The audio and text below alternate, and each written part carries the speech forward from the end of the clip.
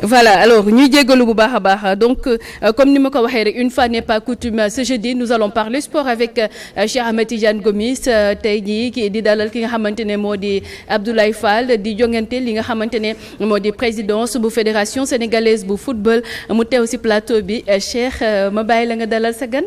voilà jërëjëf Safiatou. am mbégte kontaan dalal comme niñ ko defee rek ci petit déj dalal kii nga xam ne moom mooy Abdoulaye Fall candidat à la présidence de la fédération sénégalaise bu football mu nekk président ligue de football bu Diourbel mu nekk koo xam ne nag yàgg na ci football bi waaw il faut ñu xam ne que koo xam ne la bi mu nekk ci football bi moom yàgg na et am na histoire sax bu ñuy wax ne que ku mënoon football la ku mënoon football lool la waaw léegi dinañ ko laaj ci kii bi président Abdoulaye Fall na nga def. maa ngi fii Cheikh Tidiane maa ngi profité ci occasion bi di nuyu ñi nekk ci plateau bi yëpp. D'accord. Safiatou.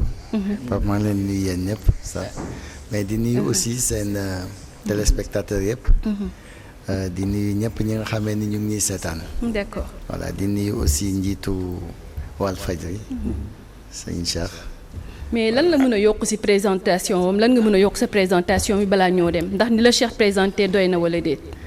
bon peut-être ci sama wàllu fonction li may def dans la vie mooy inspecteur du trésor là occupé naa ay fonctions yu bare ci réew mi yi ci mujj payeur général du trésor pendant 5 ans ak trésorier général mooy le banquier de l'État bon sinon aussi ci côté sport bi je suis membre du comité exécutif maanaam nekkoon naa aussi président commission finance fédération def naa aussi benn mandat dans la commission d'audit de la CAF mooy confédération africaine football donc suma parcours ci football loolu la may président AS Bambey aussi. macha allah ñu ngi en Ligue 2 football masculin. nga yëkkati et wàllu en première division. non dama nga yëkkati baat bi tuuti rek dama ndekkiwul dama ndekkiwul. président non président yow tamit. D'accord. Gomis dama ndekkiwul. d'accord. non il faut nga yëngatu nag. non day parce que waaw. waaw li nga am ci jàkkaarloo bi nga am fii moom. non du neex. ba pare sant Fall waaw. Fall de gar bi lay doon moom bul ko fenn moom. d'accord. waaw dëgg. merci dinaa wax bu baax. d'accord Cheikh. waaw bon d'accord président. waaw dañuy njëkk a door ci ñu ngi à presque 72 heures. waaw mën naa ko wax des élections. yi nga xam ne élections yu am solo la yu mag la. ci footballu Sénégal. donc ça va day déterminer maanaam avenir u footballu Sénégal d'ici les 4 ans.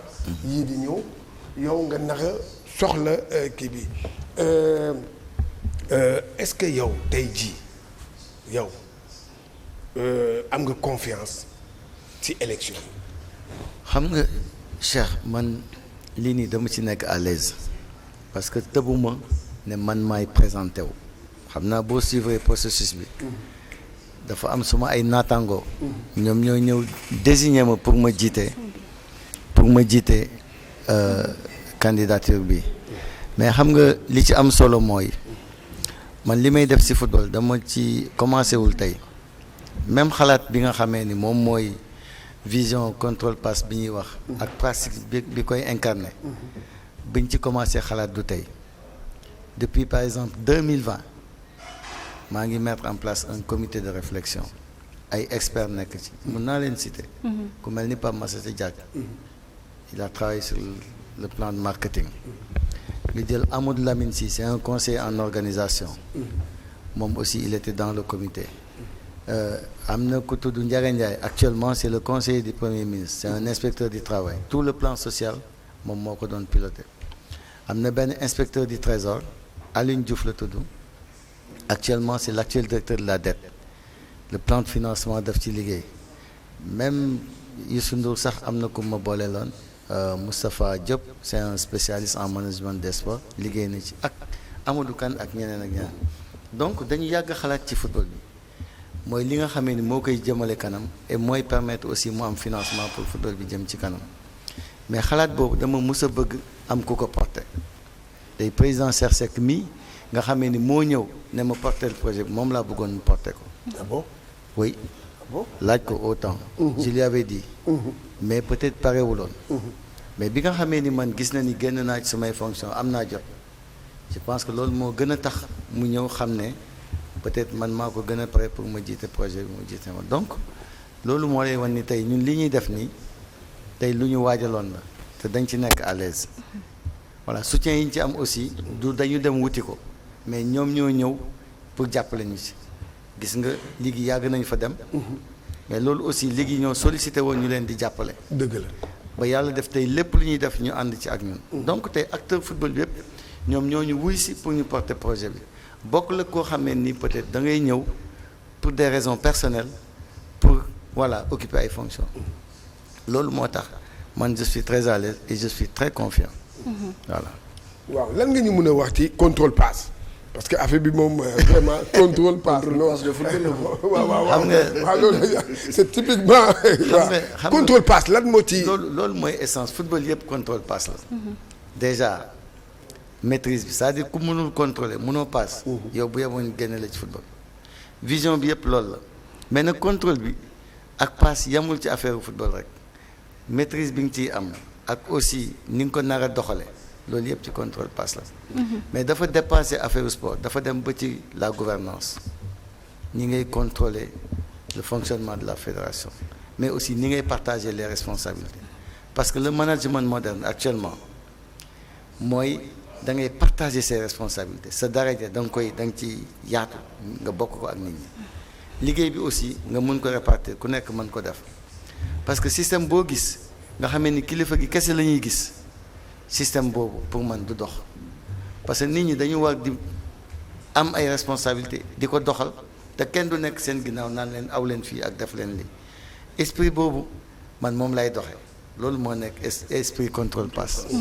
Cheikh. Coach man amoon na question. allez-y. Merci monsieur Fall de félicitations d'abord parce que ñun dañuy suivre championnat Sénégal. gis nañu fi nga jëlee AS Bambey ak fi nga ko andi. li na jàkk na kenn du ko jeex. remarque yooyu la ñu def aussi ci monsieur Abdoulaye Seydou Sow. bari na fi dëkk yoo xam ne xamoo leen ci woon ci football ku ci mel ne ay Kaffrine ay Fatick. ay Bambey gis nañu ne seeni président def nañu seen kem tolluwaayu kàttan ba nga xam ne tey marqué nañ seen empreinte. wax nga léegi ne sa yéene mooy naka ngay suqalee champion footballu Sénégal ci wàllum koom. ku wax loolu wax sponsor te ko sponsor rëbb ca coow la jaay laalo fa cere ja ñore gis nga ni sénégalais yu bari duñu suivre championnat Sénégal li ko waral sénégalais bu juddoo rek xam na football mu pratiquer wala mu ñàkk a pratiquer xam na football est-ce que du football bi les acteurs ñoo doxalul nu nu war a doxalee ba mën a séduire public bi ba ñu dem di leen seetaan ak ban tapage ngeen mën a def bay remplir stade yi ba sponsor yi mën leen a fekk si ci loolu comme mën a faa juddoo. bi ci des mooy liy firndeel ne footballu Sénégal doxul gis nañu ne suñu meilleur buteur Ligue 1 ren déwén ma nga jëm Tanzanie bu demee bay jël nangu suñuy joueur ban politique ngeen mën a def surtout yow ba tey loolu yëpp dañ suñuy joueur di toog suñu réew. arrivé na fi Pape Ibnou Ba ba muy jël coupe du Sénégal cumulé ko ak championnat ak Linguère Liban ñoo ko jënd. Liban bu demee bay jënd suñu jour. loolu yëpp boo ko ramassé. yow ban idée nga am ci suñu football ak nan ngay def pour suqali ko jooytu yooyu yëpp mu dañ ñu mën a téye suñu jour public bi di dem di wàll di seetaan. waaw loolu moom man je pense que sama vision yëpp mooy loolu. c'est-à-dire xam nga football Sénégal actuellement bu njëkk dañ daan wax Sénégal mës a gagné dara. loolu ça y est. parce que am nañu ñoo xamee ni dañu investir ci ay centres créer ay talents fédération bi am stabilité maanaam ça fait ay années amul xeexoo amul kii benn équipe moo fi nekk ensuite état bi def ci ay moyens. résultat am donc problème mu équipe nationale loolu c'est réglé mais le problème mooy le football local.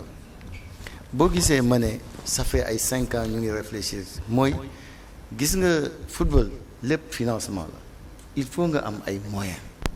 man boo gisee ma dugg ci football lu mel noonu moo tax maa ngi nekk président AS Bombay depuis 2011 mais 2011 ba 2017 bi may nekk au niveau de la ligue bi amul moyen organiser sax les compétitions il a fallu ma nekk président de la ligue nga xam ni indi nañ les moyens mun a permettre ligue bi liggéey nga gis équipe yi ay Sonacos ñëwaat première division Bambey jóge fi mu jóge egsi Avenir de Mbacké ay jamono bu Diourbel donc gis nga financement boobu mooy le nœud du problème loolu moo tax boo gisee ci plan bi quand j'ai proposé ay 10 milliards. coow li bare. waaw.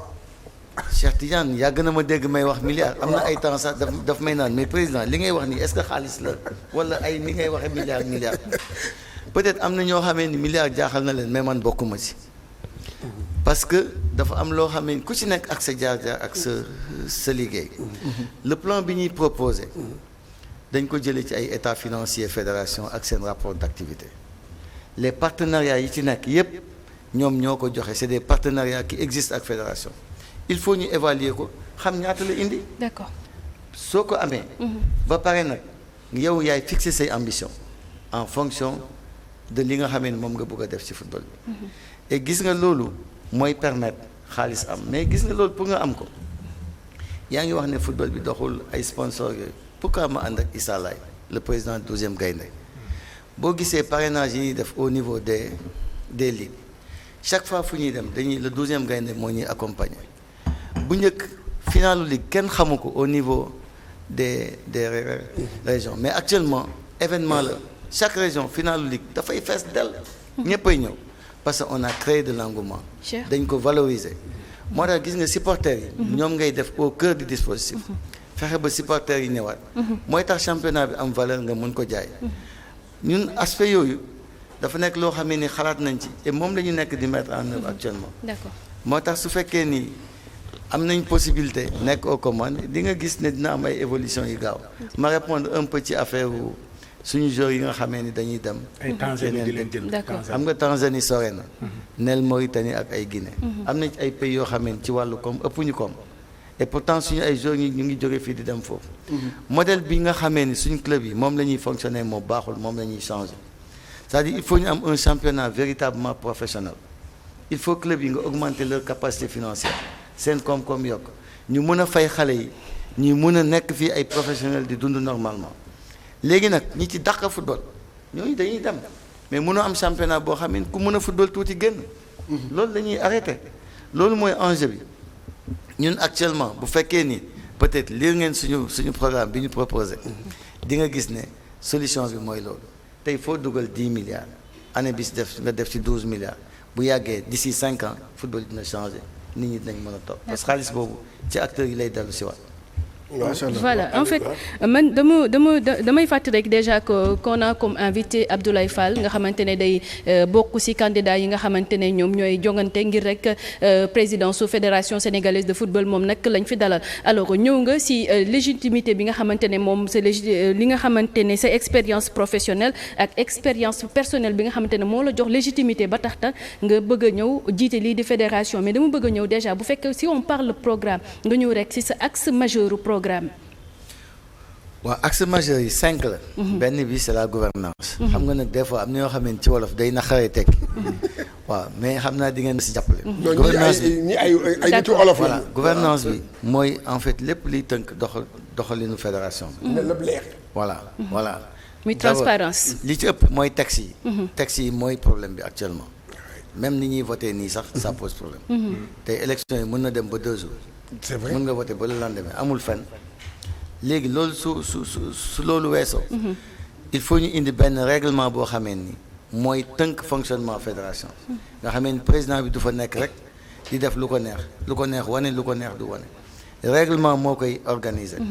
boo paree ci loolu aussi la transparence maanaam lépp leer dañ koy intégrer dans le dispositif normatif ak les questions d'éthique lutte contre la corruption loolu mooy côté gouvernance bi le développement technique mooy li nga xamee ni nag mooy toucher football bi maanaam naka la ñuy def ba former les formateurs ay entraîneurs yi ak officiels yi naka la ñuy def aussi ba football bi mu gën a jëm ci kanam mooy jeu bi gën a évoluer maanaam philosophie bi koy inspirer ñu mun ko jàngal xale yi la direction technique bi nga xamee ni moo ŋànk football bi ñu fexe mu jóge ci benn bureau ñu def ko ci cadre bu mag a mag indi ay compétences yu bees ñu mun leen accompagner arbitrage bi aussi ñu gën ko moderniser di leen évaluer ba pare aussi def la formation ay VAR ak yooyu yëpp c'est des technologies accessibles te ñun amuñu ko loolu mooy aspect développement technique bi.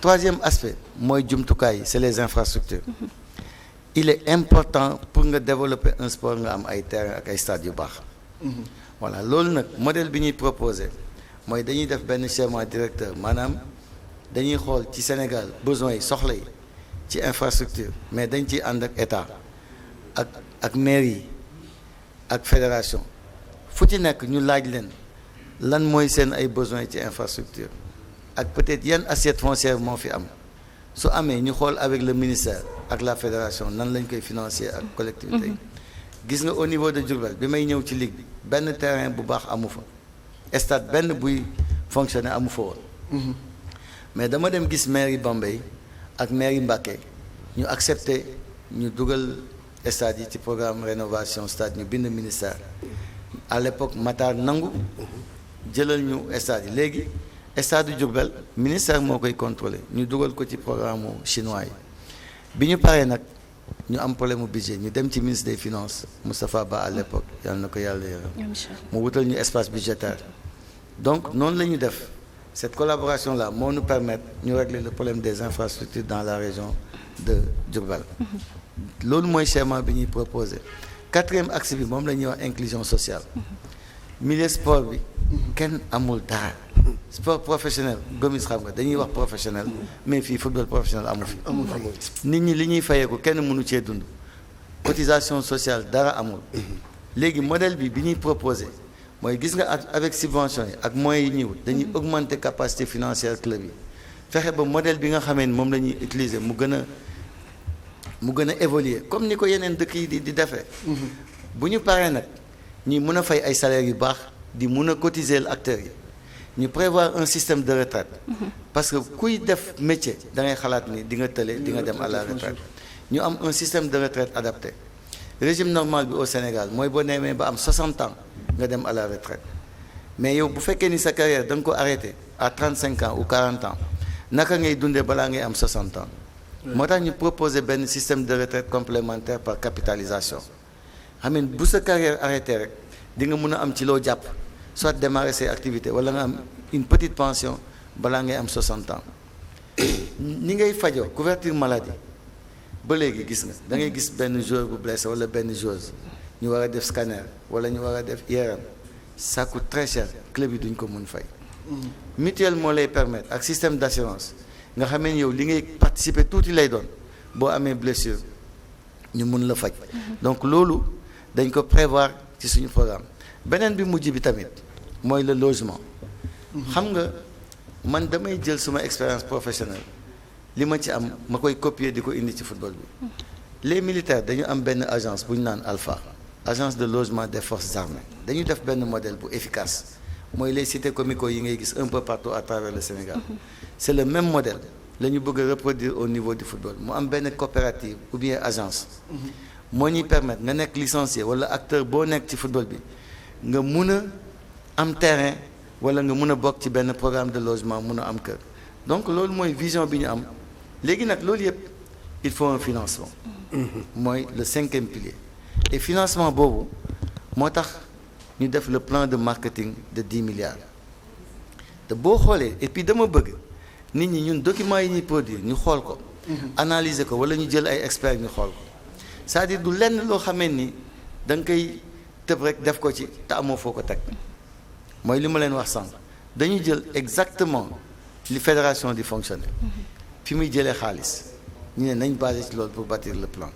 parce que boo xoolee ce qu'il faut inverser mooy la structure financière du budget en recette parce que gis nga budget fédération li koy alimenter li ci ëpp ci jamono yi c'est les primes de victoire moom la ñuy wax prize money li ci des c'est les subventions mais ressources propres c'est rien du tout donc yow soo gañewul doo am dara bu la FIFA jàppalewul doo am dara mais yow lan nga wutal sa bopp dara la fédération marocaine 87% budget bi c'est des fonds propres un projet sportif pour nga développer ko il faut nga maîtriser le financement sur une longue période mais su fekkee ni yow da ngay xaar lu daanu rek nga seet noo ciy dund mais yow foofu lan ngay proposer dama proposer benn plan de marketing de 10 milliards avec une croissance de 20%.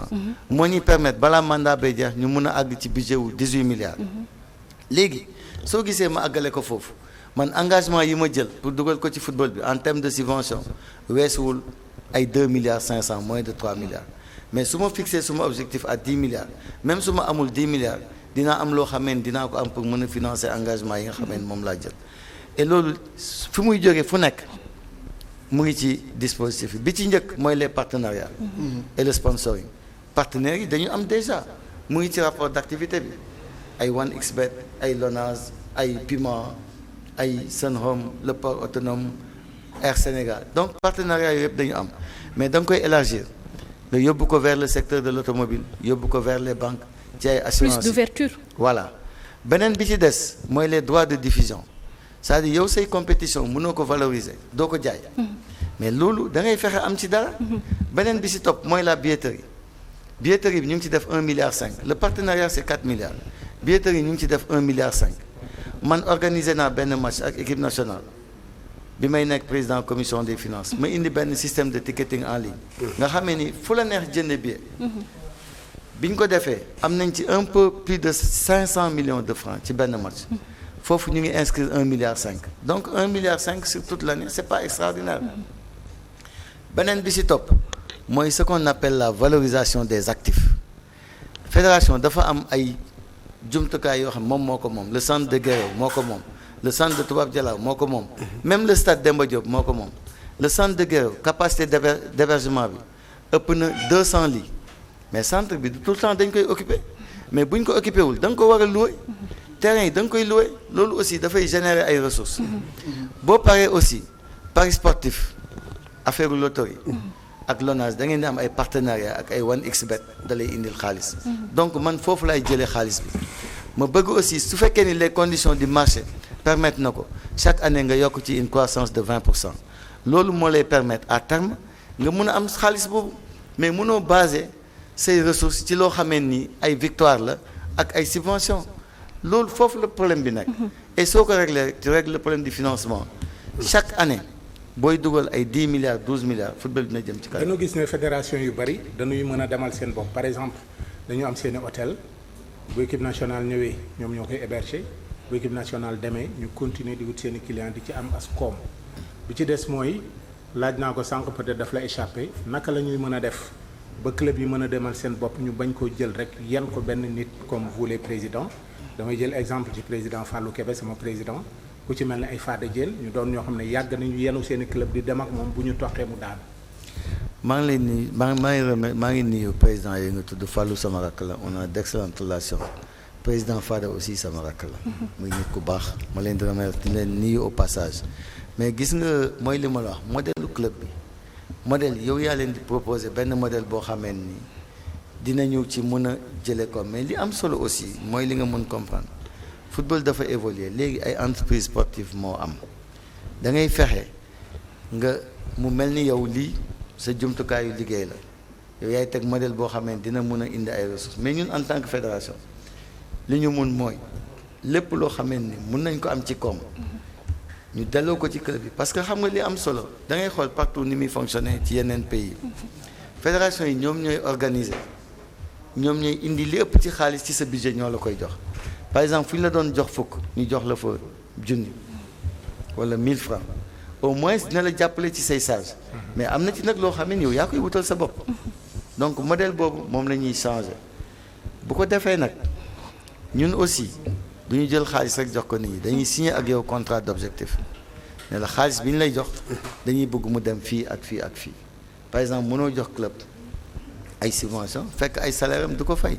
parce que dépense yi ci nekk dafa am ay priorité voilà donc loolu yëpp aussi dafa am ay système de contrôle ak président yow ci pàcc boobu sànq yaa ngi wax mais yaa ngi wax dugg nga ci football professionnel parce que quand on parle des clubs suivant yooyu yëpp mais tey jii le président du football professionnel ak yow bokku leen kan tey jii boo faloo yéen ñaar ñi bokku leen xalaat est-ce que loolu du indi problème ëllëg.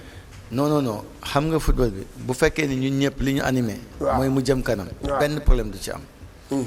mais may profiter ci occasion bi aussi di féliciter le président Babacar Ndiaye. ci victoire bi nga xamee ne am na ko démb. Mais xam nga ñun actuellement boo xoolee modèle bi ñu proposé. avant moom muy falu man yàgg naa ko wax ñun dañuy centraliser les droits commerciaux gis nga football bi tey Ligue Pro. dañu am ay bor lu ci bare mënuñ ko fay. léegi ñun au niveau de la fédération ñun ñooy jël tous les droits commerciaux dañ koy teel suñ bopp bu ñu paree xaalis bi ñuy wut Babacar incha allah li mu soxla pour fonctionnement bu fekkee ni ñun yàlla dénk nañu le pouvoir. ñun ñoo ko koy jox mais dootul dem di wuti xaalis. ah bon lu mu am nag mu yokkal boppam. si man loolu laa bëgg. c'est-à-dire fédération mooy centraliser lépp. mooy wut xaalis structure bu ci nekk. li mu war a fonctionner mu joxe ko fédération moo koy joxe. daf la et puis nag signé ak ñoom un contrat d'objectif. donc liggéeyam day gën a yomb. crédibilité am aussi day yokk. man modèle boobu laa am. et puis li ngeen seen relation da ngeen koy formaliser. contrat moo leen di lié donc il y aura rien de personnel. ci suñu diggante. d'accord man Cheikh Tidiane fi ma bëggoon ñëw mooy dañu gis ne football macha allah Sénégal daf ci am benn particularité ci ni mu ko bëggee Khalil wax na ko li nga xam ne da ngay judd rek daanaka xam football. muy tàmbalee ci koñ yi les ASC boo gisee ASC association sportive et culturelle mu am benn phénomène boo xam ne am na ci football fii ci Sénégal muy wàllu violence te dañoo gis ne violence boobu man à l'époque bokk na ci li nga xam ne xalaat naa ne wala gisoon naa ne moo taxoon du am muy culture bi nga xamante ni nekkoon na ci nga xam ne ASC dafa daan am wàllu culture lu am solo la ci daan doon ñu am ay club yoo xam ne ay groupe yuy théâtre def wàllu culture yu bëri am ci nga xam ne loolu daf daan tax seeni xol di bokk di jokkaloo dara lu jëm ci wàllu violence du am ñu gis ne yooyu wàññeeku na bu baax a baax a baax a baax ba nga xamante ni léegi boo xoolee football am na benn violence boo xam ne am na ci yéen en tant que acteur boo leen ñëwee ba toog yàlla na leen yàlla defal ngeen toog ban politique ngeen di teg pour violence boobu dootul wàññeeku. d'accord waxuma dootul am même wàññeeku bu baax a baax te tamit ASC yi culture bi nga xam ne amoon na ci. ñu gën ko jëmmal parce que culture lu am solo la ci nekkinu. doomu adama surtout ci wàllu sport. waaw violence yi moom vraiment man mii sax. lu ma posé problème la. violence moom vraiment loo am yéene mun na yàq lépp. c'est un sérieux problème qu'on se dise la vérité. mais man xalaat yi ma ciy xalaat mooy ñu gën a mën a contrôler accès c'est-à-dire avec les nouvelles technologies. xam nga avec gis nga système ticketing en ligne lan mooy avantage bi mooy ñëpp ñuy fréquenter stade bi da nga leen di xam parce que mun nga xool ñan ñoo jënd ay tickets parce que mun nga ci def ay informations complémentaires moo lay permettre après bu dara xewee nga xam nga mën a situer les responsabilités. bon li ci des tamit c'est un problème de sécurité publique état da ciy dugal loxoom. voilà di accompagner les clubs ak les organes organisés parce que bu fekkee ni yow tey booy organiser li ñu lay fayeeku ci sécurité amoo ko duñ la mun assister parce que police moo fa war a ñëw en nombre ba nga xamee ni effectif bi ñëw dina doy pour mën a contrôler stade bi loolu suñ ko amee je pense violence mën na wàññeeku. Cheikh balaa maa jox Cheikh rek benn question rek. muy déjà ñëw nga ci lu am solo ci programme bi mais déjà peut-être dysfonctionnement yan dysfonctionnement nga noté au sein de la fédération sénégalaise de football ba nga xamante ne boo ñëwee di nga ko jooyanti et que nga ñëw également ci place bi nga xamante ne moom ngay accordeel li nga xamante ne moo di le football féminin ak infrastructure yi nee nga di nga ko defal lan moo ci nekk rôle collectivité territoriale yi. ak yenn ci partenaires yi. voilà bu njëkk bi mooy li nga xam ne moom laay njëkk a joyante mooy li nga xam ne moo ma jëlee commission des finances. ah da ngaa faa jóge. dama démissionné commission des finances. lu xewoon foofu. parce que xaalisu fédération bi. ak marketing bi kenn xamu ci dara. manque de transparence. waaw c'est-à-dire yow mënoo nekk un président de commission alors que kenn xamul fédération lan la am. contrat yi mu signé ñaata lay rapporté. au niveau du comité exécutif mooy instance bi nga xamee ni. presque ñoom ñooy doxal fédération waxtaanu xaalis du fa am waxtaanu budget du fa am amul transparence xaalis moom kenn du ko wax ci fédération loolu mooy njëkk a daj maanaam li nga xam ne ñépp a ko bokk il faut que nit ñi xam naka lañ koy doxale voilà et puis balaa nga ciy dépenser mais ñu d'accord ci mais yow munoo yow kese yaay décider yaay dépenser te kenn du ci xam dara. kan moo doon def loolu. le président Augustin. moom moo koy def. parce que gis nga loolu mooy problème mu fédération gis nga man. bi ma démissionné. bugguma ci wax. dëgg la dama ko envoyé mail bind lettre l'administration fédérale pare ci parce que man damay sàmm suma diggante ak nit. et puis mbir boo ci bokkee lu koy gàkkal doo ko génne ci biti mais loolu laa doon éviter mais ki ma remplacé bi mu ñëwee mais première réunion comité exécutif xeex sax mënoon na fa am. boo waxee waxu xaalis mu indi coow. kenn du wax waxu xaalis ci fédération. waxu marketing kenn xamul contrat paiement lu mu ñuy indil. yenn contrat yi kenn xamul lan la ñuy indil. loolu mooy le problème loolu la ñuy njëkk a joyante loolu la ñuy njëkk a dindi. bon problème mu football féminin. mais déedéet dysfonctionnement boobu rek moom nga noté woon sa fédération sénégalaise de football. dysfonctionnement boobu man mooy li nga xam ne moo ma gën a métti. le manque de transparence sur la gestion financière. d'accord beneen bi ci des mooy lu bare aussi baax na ci football bi. d'accord il y a une stabilité il y a des gens compétents dans le football. d'accord y compris le président Augustin. gis nga aussi résultats yi ñu valoir au niveau des équipes nationales et tout loolu dañ koy préserver. c'est important voilà léegi sur le foot féminin. man je donne l'exemple de Bambey. Bambey actuellement pour xalam di sa jaamu di sa jaay Cheikh. loolu la de. mais non xoolal rek fi ñu jógee. gis nga Bambey. ñun ñoo njëkk a héberger ay jigéen. mettre leen dans les meilleures conditions ñuy jàng école. di réussir ay 100% aux examens. ba pare di produire des résultats. tey boo gisee équipe nationale même gardien bi Bambey la bokk. macha allah donc ñun dañ leen a jox cër. tey actuellement fu nekk la nit ñuy jógee di football ci Bambey. man am na ku jógee Côte d'Ivoire ivoirienne Sonia nigérienne ay malienne ay guinéenne yuy jógee yeneen dëkk di football ci ça veut dire que modèle bi ñuy def am na visibilité te nit ñi ñu ngi koy teg ba te xam na ni mën na jëm ci kanam modèle boobu la ñuy proposer et puis boo gisee ci subvention yi dama yokk li ñuy doxal football féminin 10 millions lañ proposé xam nga lu tax parce que avec les programmes FIFA mën nañ fa capter des ressources yi delluwaat football bi et loolu aussi gis nga Bambey l'équipe féminine bi ñu fa dëkkee dafa créer benn engouement xale yëpp dañu commencé bëgg football parce que bu ñu leen gisee ni ñu leen toppatooy ak conditions yi nekk dafa leen di jox envie ñu football et loolu mooy li am solo man vraiment ku fonk jigéen ñi la. voilà président d'accord waaw président c'est important. sànq da nga doon wax ci bonne gouvernance coow am na coow jib na affaire bus yi ngir yàlla doo toog nii man comme ça man ma xam affaire bus yi moom Augustin sulli na ko yëkkati na ko ñi kenn xamul nag ñëppaa ngi naan Ablaye Fall anumu waaw moom du wax moom mii nag. bisu lan la. waaw bis yooyu man daal bëgg naa daal. waaw bisu lan la na leer. waaw non xam nga man sax man la njëkk a jaaxal. parce que bis yi bisu état la. le ministère des finances dafa am benn structure toute la direction du matériel et du transit administratif. DMTA moo yore matériel bi ay oto yeeg yooyu. dañu mës a may bis waa Kédougou bi ma ko xamee man aussi ma def tout pour que ñu may ñu benn bis waa Ligue bu Diourbel bi loolu amee ma ne mais naa fexe ñu may ligue yëpp parce que problème transport la ñu am équipe yi bu ñuy dem du ñu am lu leen transporter ma fexe ma def ay démarches ba ñu nangul ma ko ñu ne ñu léegi 14 bis yëpp le directeur général du budget nangu na pour ñu jox leen ay bis bi ñu ko defee ma ñëw comité exécutif ma ne président man kat démarché naa ay bus pour fédération dinañ leen jox 14 bus pour les ligues léegi nag bus yooyu l'actuel directeur bi ko joxoon avant muy dem dafa bëggoon kut ko kut ñu jël ko parce que processus d'immatriculation bi dafa jëloon temps mu bëggoon ñu jox ñu bus yi avant muy dem mais bus yi dañ ko indi ba fële mais président nangu ko jël man j'ai pas compris après mu ne jotagul documents yi ma ne ko mais documents yi comme c'est un week-end lundi gars yi jox la ko parce que c'est les bons de sortie lépp a ngi disponible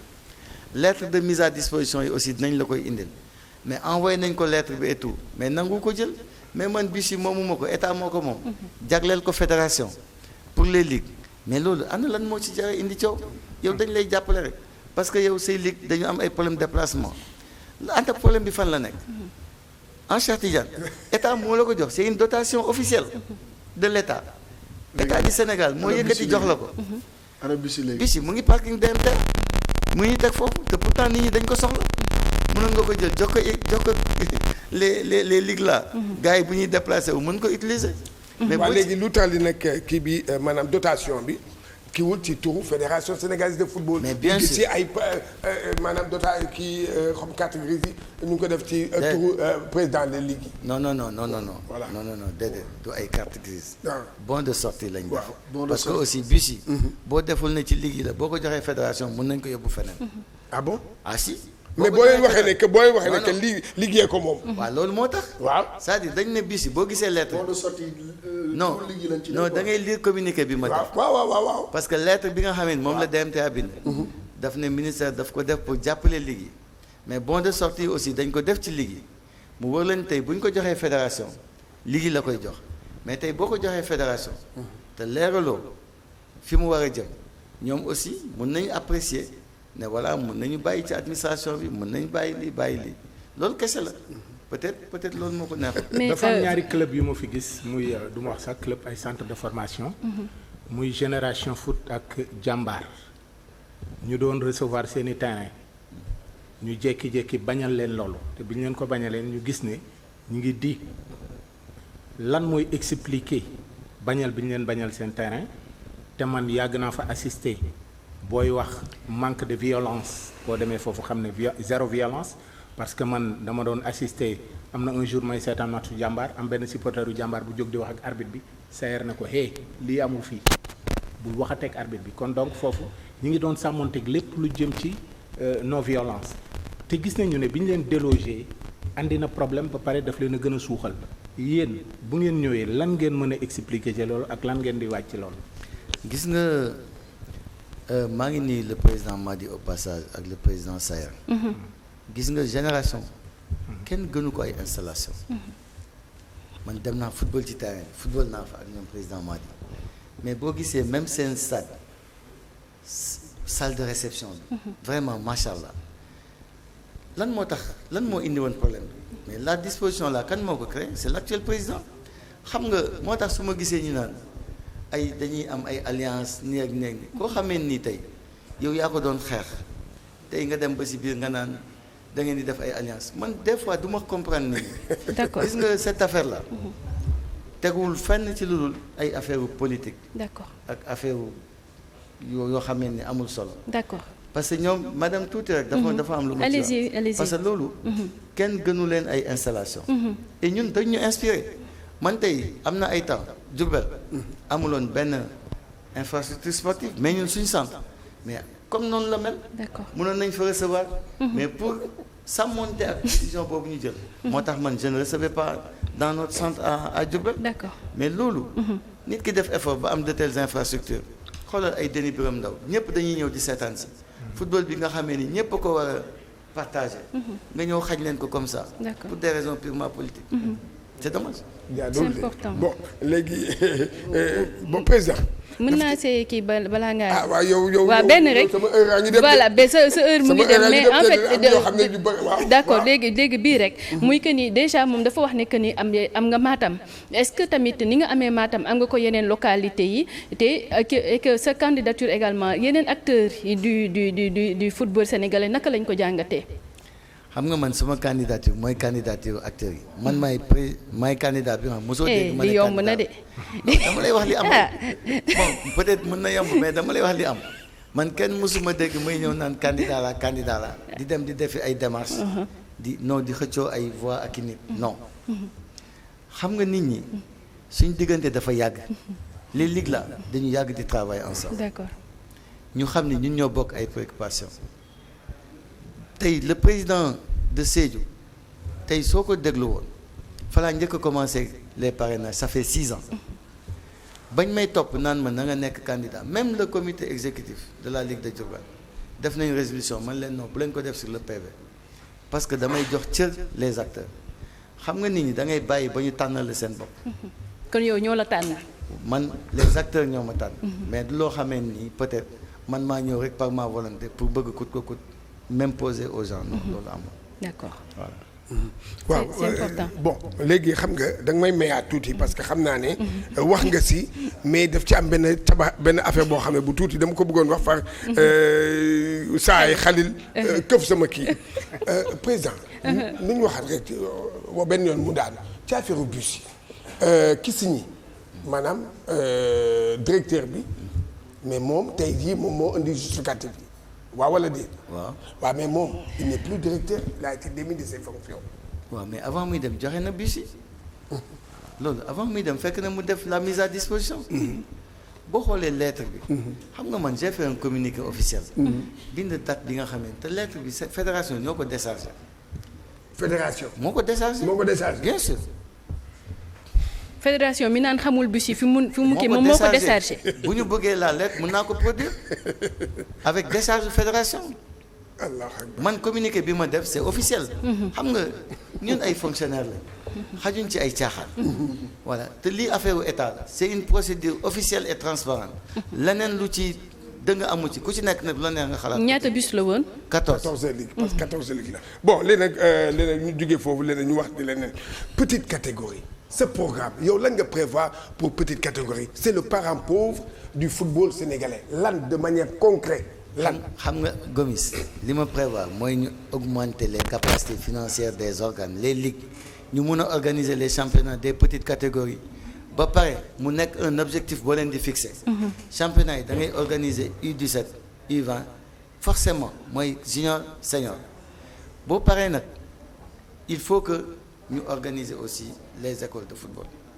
fédération commencé na ko avec Mayacine Mar maa ngi koy nuyu au passage mu am un cadre juridique ñu xam les écoles club yi aussi ñu imposer leen ñu am une petite catégorie mais il faut ñu régler une question essentielle mooy le problème de l'identification xale yi dañuy dem ba benn âge bi du ñu am ay kayit loolu mooy problème football bi léegi am na ñoo xam ne am nañ volonté bi mais boo leen buggee ñu am ay licence il faut que nit ñi am habitude seen doom yi bu ñu juddoo ñu mun leen a wutal certificat de naissance ba pare wutal leen aussi ay pièces d'identification loolu soo ko defee moyens yi nekk fi au niveau des ligues nga imposer leen ko ne leen organiser leen ko mais petite catégorie bi dafay dox ni ñu koy defee ci yeneen championnat yi.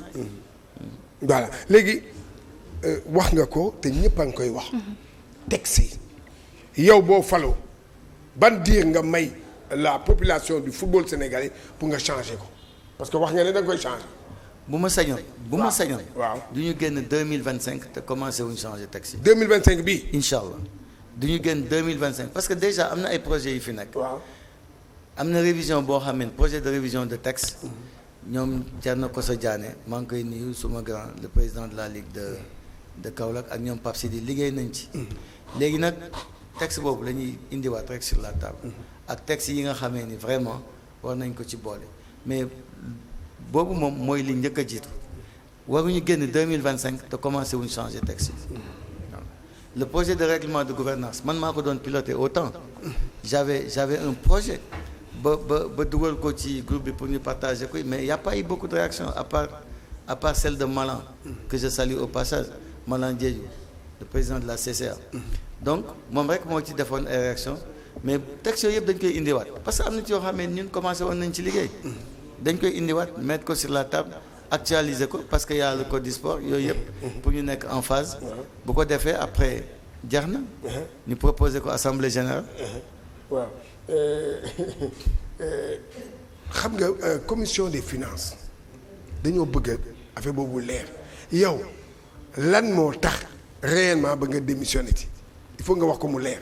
li tax ma démissionné ñaari yëf la benn bi mooy dama amul benn visibilité sur les finances de la fédération beneen bi tamit dama def effort indi benn système boo xam ne dama jàpp ni avenir la sur le football sénégalais gars yi def tout pour yàqu ko parce que gars yi li ñu bëgg mooy di defaral seen bopp seen ay ticket ak seen i nit bu ñu paree aussi am seen i nit ñu nekk ci stade bi di jaay ak aussi di doxal seen doxalin bopp daal te xam nga loolu comme man loolu ànduma ci woon vraiment mooy li ma gën a métti donc on dit que Bamba Ba bon ñenn ñi yow ci côté sponsor yi amul dara leeruloon quoi. non man mosuma am benn kii ak sponsor kenn lañ fa indi mooy kii def jottali te jottali moo tax gis nga lu ci nekk looy def looy posé ci acte rek bul xam yan conséquences lay am ëllëg. Bamba je ne le connaissais pas à l'époque. Bamba tu ne le connaissais pas à l'époque. je le jure sur le Coran xaw ma ko woon. dama koy wax je le jure sur le Coran. le président Louis Lamotte moom moo ko indi moom moo ko xam. Louis Lamotte waaw voilà mais bi mu ñëwee. j'ai vu que c'est lui qui faisait le système des thèmes fiscaux avec l'État.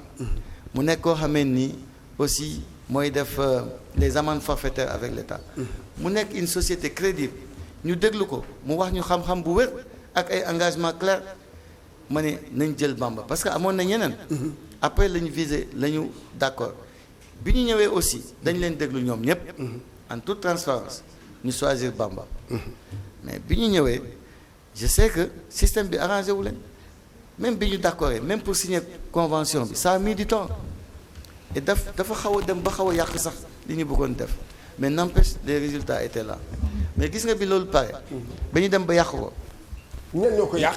waa fédération Voilà. parce que bëggatuñ ko boobu depuis lors amatul waaw amatul waaw. léegi nag Bamba il s'est engagé dans le foot il est allé prendre la Linguère et là actuellement c'est le président de la ligue de football de Linguère donc gis nga tey football bi ñu ci bare dañ ci nekk dafa am lu leen metti D'accord. moo tax ñu engagé wu pour ñëw saafara loolu Cheikh am naa question de. waaw ati.